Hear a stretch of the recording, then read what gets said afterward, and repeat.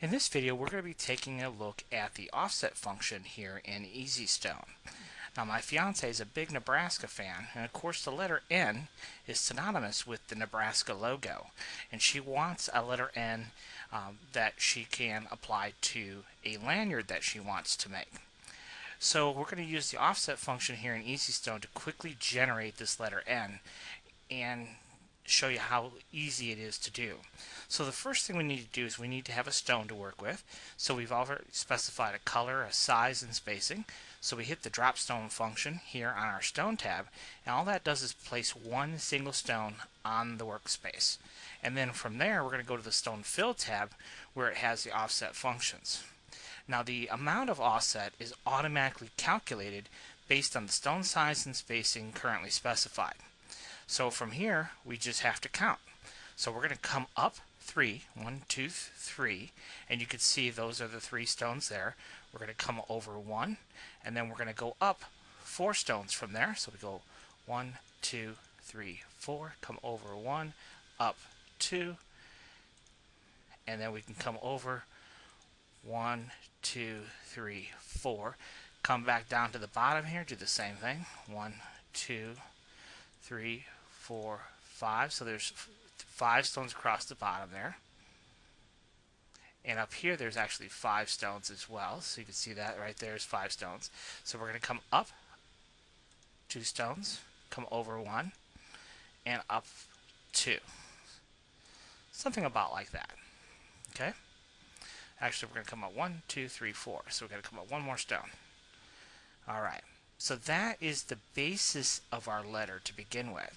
And so what I did was I took that basis point and I simply duplicated it. So we select all the stones, click and drag with our mouse, hold the shift key, and it'll drag completely horizontally. And then if I right click, it will make a duplicate. So now I have a duplicate. So now I'm going to use the mirror feature here. So we're going to mirror it horizontally and vertically. And then I can kind of position it wherever I think it should be. There is really no right or wrong way to do it. Just position it where you think you want it, and then we'll fine tune it from there. So now what we need to do is connect 2 stones. So we're going to select this stone, hold our shift key down and select this stone, and then we're going to go back to our stone tab, and right here you have add stone button, and we have a little unmarked button right next to it. And what that does is it creates a series of stones from the 2 selected stones that we have. Now, when I make that selection, I wanted to do this deliberately to show you, see what kind of weird results we get. And the reason that we get those weird results is because we flipped this side twice from its original.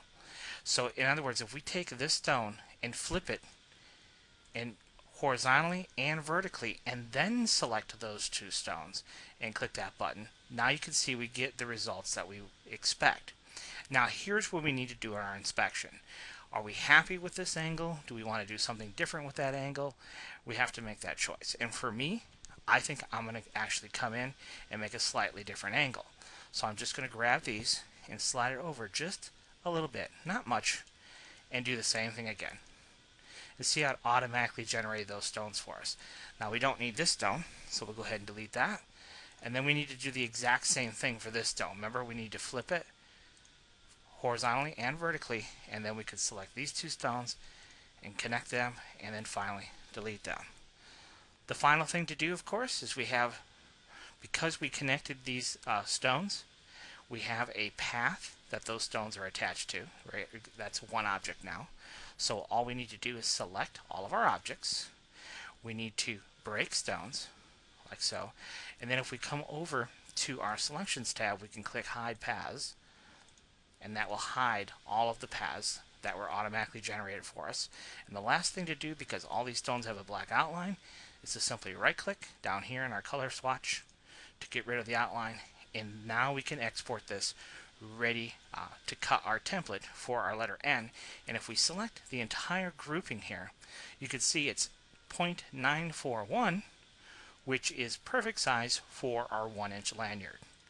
And that is just one example of how to take advantage of the offset feature here in EasyStone.